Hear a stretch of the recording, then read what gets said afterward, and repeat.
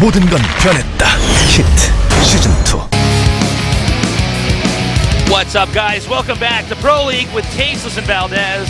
We had a fantastic series earlier on today, and now we're going to be going into our David versus Goliath match.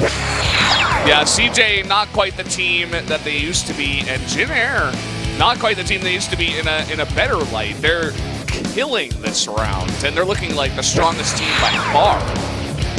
Now, CJ is a great team. They are scary, but this is the match that is pretty impossible, I think. You know, I looked at Hush's face after he shook Maru's hand, and it was a face of despair. He knows exactly what he's getting himself into. He's like, oh God, why me? Let's see what Hush does, because I mean, I think you've got to do something insane.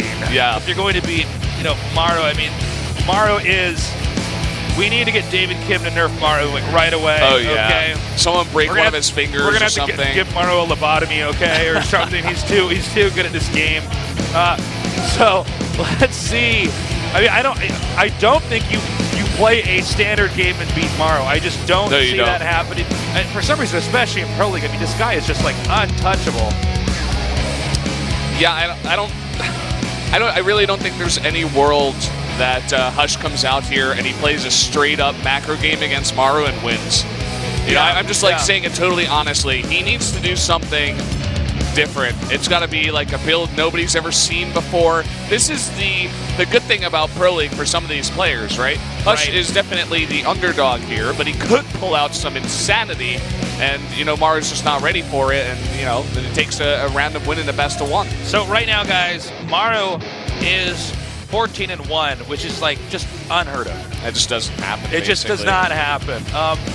Normally, if a Starcraft player can like have it about like a 60% win rate, we're talking about not just like ladder games and stuff like that. No. When you're playing the very best other players in the world, 14-1 is seriously one of the craziest stats we have in Starcraft 2 for a player like yeah.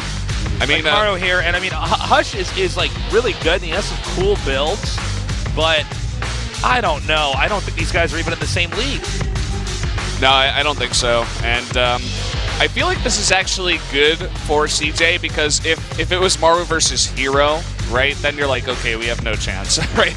Because Maru's almost definitely going to be Hero, and then you don't have Hero to take out another player on Jin Air, say Trap. The fact that he's going up against Rogue is also not good, because Rogue is now like, people say he's the Zest sniper, but basically he's just a fantastic ZVP player. And the fact that Hero gets to go up against him, for CJ, I much would have rather see Biel come out against Rogue and then Hero go up against SOS and try to take some mirror matchup wins like that, but not quite the way it worked out. Well, this is going to be a very strong start here for Jin Air. And Jin Air is really like a legacy building team at this point in time. I think I was thinking about this morning on the way down here, but I think a lot of times there are players that definitely stand out on Jin Air, like Maru or SOS. But if you really look at their entire lineup, it's actually pretty damn well picked. They really, that's why they're winning in the team. Like, it's not just like a series of big name players that won tournaments in the past. They really got different style players coming out. You got Maru, I mean, he's kind of this mechanical god. He harasses really well. You got SOS, who's just like from the future, okay? It's he's like an alien or something. Yeah, he's like an alien and has come down here and he sees the game in different ways and sees colors we can't see. But he also got players with very specific styles. Like Rogue, for instance.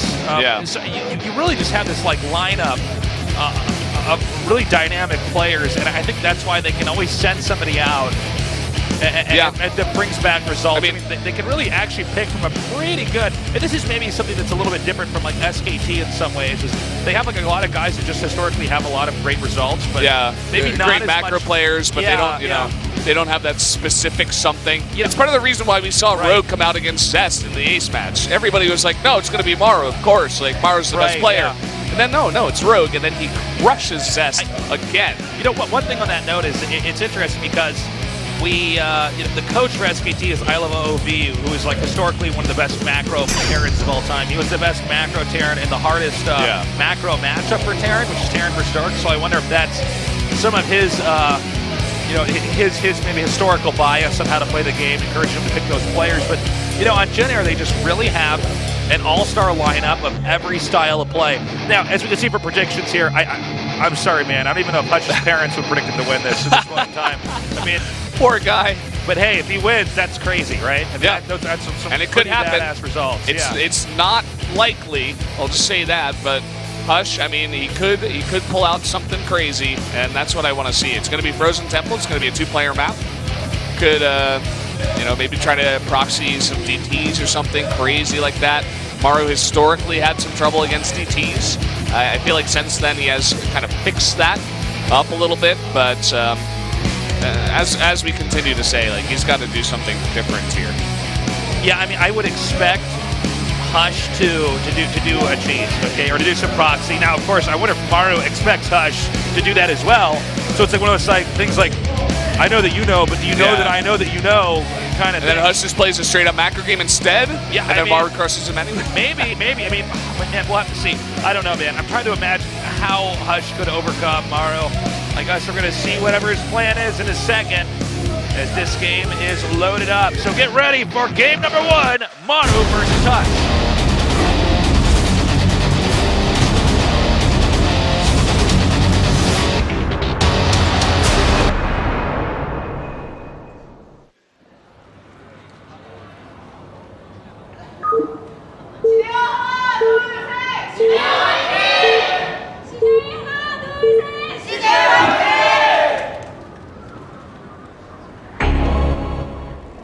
In the bottom right, in the green, it's Maru.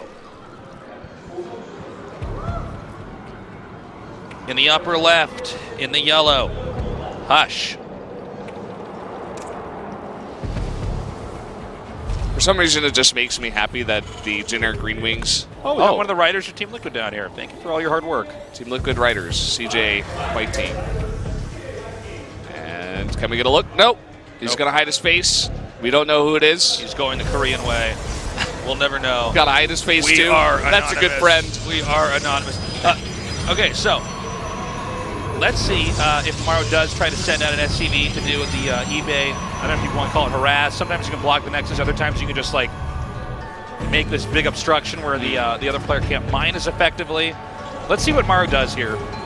Because, I mean, when you look at to have results like this guy means beyond just his execution, but his starting builds are very good. Because a lot of people will just lose because they get countered or they get caught off guard. So it's always interesting, whether even Maru proxies, for instance, or anything like that.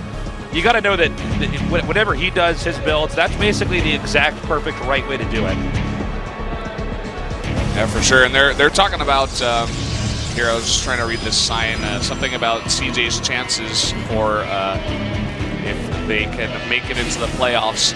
I think they're 1-2 right now. I'm not 100% sure, but yeah, they definitely need to take some wins here to do a bit better. And Maru is going for an interesting build here. He's actually gone for double gas, and he's mining from both, but only one in the second gas. So he's getting 4 workers to get gas, and he's going for a faster factory here. So it's not going to be like a fast expand build, which is generally what Maru will do. You know, he just wants to get that economy up and going. By the way, guys, write that down in your build order notebooks. I know you got them out. That he has 2 gases, but is only mining. He's full mining in one, and then mining from one in the other. And does he transfer now, Valdez? Yeah. Well, he started to mine from both now with 3. Okay. So because that's like a super specific tailored build. Whenever you see anybody like a Maru's caliber doing that, that is when you want to steal that build. Steal that build. That is when, yeah, man, do it, dude. Because you know, this is interesting. He's really gearing up to do some serious harass on a Protoss that's too basic. Now, what surprises me about this is that I feel like Maru can definitely beat Hush in a macro game, so to be playing like this is kind of interesting. Yeah. I mean, he's basically, he either thought he was going to get cheesed, so he wanted a 1 base so he could hold that, or he thinks that no matter what, he can kind of out-finesse his opponent here. He used to do this in the past, too, where he'd play a player he was very favored against, and he would just go 2-Rex proxy. He's like, no, I can just kill him. Like, I don't need to play a real game here. I'm just going to rest and kill him. He's getting a tank, too. Now, a lot of Protoss is... So, in like, the current meta, and this is like your bread and butter build here from Hush is you start to get stalkers out here. Occasionally you get like one at death and you start poking into the Terran, but you eventually have to get stalkers and you get observers and you just try to eat up the medevac as it comes in here and kind of deflect all the attacks. Now, the fact that there's already a tank, I believe the tank just finished, and there's a the Liberator. So it's the build. This is a modernized 1-1-1. Yeah. Very, very common build nowadays. He follows up with the Cyclone too, and Protoss have just been having so much trouble with this. Look at that instant pickup. Yeah. He actually wants that to take absorb some of the damage. He needs to pick that up with the medevac. Okay, I guess not. So you're gonna do a push. Now this is kind of a cool build because this is actually one of the oldest Terran builds ever in StarCraft. There's a lot of variants of it, and we saw it also in StarCraft 2. Oh my God, he didn't get that. It's very low, and there he goes. He does get that here, but now with the tank out and the bunkers nearing completion, he needs to make more pylons, and there he goes. I think it's a little bit late on that pylon, actually. Yeah, I think so. Well, he's going to get this pylon almost immediately. Now, because of the way that you can bury the tanks over there, and the Cyclone's going to come over here next. I mean, Maru might just win this. And this is actually a great build to do, especially against this current style of Protoss that we see here. And now with the Cyclone here, I mean, there's just not much that Stalkers can do. Now, what he wants to do is he wants to bait out the pylon cannons while utilizing the siege weapons like Liberators. I know you wouldn't normally think of the Liberators as a siege weapon, but it really is. He can hold the position quite perfectly. I think it's a tank here, and he can start poking with the Cyclones, and I mean, that's kind of game. And you see how he baits that out from the Mothership Core, and then he just picks up and moves away. And the response here from Hush, which is actually, this has always been the response from Protoss in whatever iteration of StarCraft we've ever had, is Protoss starts to try to get in the way of the reinforcements, but it gets tricky because with bunkers here, Terran can hold this location for like a really long period of time. Yeah, the only thing is that he gets behind that Liberator, but he doesn't have enough Stalkers to do so. The Nexus goes down, and honestly, I don't know how you stop this build. It looks so strong. I think the thing is, if Protoss does this, then Terran can take the Nexus out, basically, and especially if you got control like Maru. All right, so he's coming in here now. Looks like the Liberator will finally go down, but how many Stalkers will bite the dust as well? Well, he does clean this up. Wow, the bunker is still up, though. The tank is still alive here. Now, he is going to eventually break this attack. He'll probably try to save the tank at the last second. Oh my God, but the Liberator comes in here. Medevac, how much HP is on that Medevac, man? It's like 20. Yeah, look at this. He can't even mine from his main. All the Stalkers are so far out. Okay, so I mean, Maru's just godlike. So yeah, that's what Protosses do, is they unload on the other side and they try to squash the hard contain right away. But of course, with Liberators in the game, and of course the fact that tanks are just like super mobile now. Look at this, he's actually just chasing this Immortal and what was a Stalker a little while ago. Yeah, without Blink, basically you're not going to catch this medevac unless the Terran messes up. So it's definitely very hard to deal with. I mean, look at this, the Liberator is still killing all these units. Is it going to get that last shot off? No. Oh, it did, okay. Yeah. I was wondering if that was going to time out like that. Well, with no Immortal, and I don't even see one being made right now. I don't see anything coming from Protoss. It's got one. It's in that Warp Prison, but it's very, very low. Yeah, well, I don't know if it really... There it goes. I think we're going to see GG in a second here as Maru just tears through this game one. And I got to say, great build. You guys want to steal that build? Remember, he has SCVs. One SCV on his second gas for a little bit before switching over. It looks like it's perfectly economized and timed out, so it can do the absolute amount of unit production and damage. There it is, GG. Maru takes game number one, easy peasy. Yeah, kind of what we expected, but I didn't really expect that build. But I do understand it. I do get it. You know, this game is, or rather, that map is just so good to do it. It's a two-player map. It's not that long of a rush distance.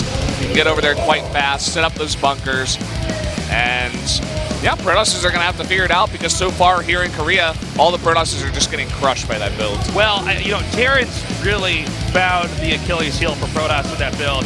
Wow, Hush. I mean, that is tough. I feel for the guy. So yeah, I mean, Protoss has basically figured out they could get expands, and Terrans were too used to trying to take an expo themselves, and of course Terrans are very reliant on medevacs. So, you know, Protosses were not taking much damage from Terrans. A lot of the defense was just too good. They couldn't robe up. They just make observers and then eventually Immortals. But what Maru does with that is he does this one base build that is just tough enough with proper micro that you can't really stop it. Stalkers are fine in fighting isolated groups of units, but head-to-head on the ground, Stalkers lose that fight basically every time. And I think on that build, you really need to get behind the Liberators. As you were saying, you need to take out the Liberators first, and then with the Immortal, you push forward. You take out the bunkers, the tanks, and stuff like that. But you know, it was that still very hard Liberator to that was sent in there. You could see that even when Maru practiced the build, he seemed to know when the squash was coming in, when he's going to be hit from all those sides, and there was already a Liberator making a beeline up to that base, and that's where all the probes are. And even if you because you kill the natural, right? Yeah, even if you pull all your probes, well, it's one base mining versus one base that's not mining. And Terran's army is already more sophisticated. There are more production buildings that are out, a barracks, which is reactored, a factory, a starport, that you can get a pretty sophisticated army to kind of answer anything that Protoss has at that point in time, because Protoss does go for that quick expansion. As you said, the modern 1-1-1, you make tanks, you make Marines, and you make Liberators, and that's about it. You make one Cyclone too, which is good for poking. Well, you can push away the Warp Prism even if you get it into position. The thing about the Cyclone, is you can poke really fast, because some people might wonder, why don't you just get immediately a second tank? Well, first of all, the Cyclone gets there faster on its feet, on its wheels. I'm like, well, on its little Cyclone let's not feet. go that far. I mean, it gets there fast enough. You can see that, like, right when the medevac is there, able to start, skipping forward with the tank, the Cyclone gets there as well. So then you have two units, and there's a Liberator en route. You have two units that can actually poke in and then jump back out. And the Liberator gives you a secure area in that liberation zone to basically hold, especially for Stalkers. I mean, and there's 3 bunkers too, which he made. He made 3 bunkers, even though he didn't keep the Marines in there. He wasn't playing it that passively. He had them in case he had to fall back. You know, if the Protoss was going to push from the front, he could just go into the back bunkers and really just defend pretty easily. So, and we got actually a lot of non-Koreans in the audience now. Now, this is the ideal date here. Is actually they're not actually looking at our screen, but they're just there's that moment of realization. That moment of realization. Kiss cam. Kiss cam. Well, I got to say, though, that build from Maru is pretty cool. Yeah. I mean, it's interesting because, I know that Terrans have been having a hard time against Protoss. And, a lot of that was the Adept was really good. Even when Blizzard adjusted it, it's just like there's no unit that we've really had in RTSs that move like that. And so Terrans kind of had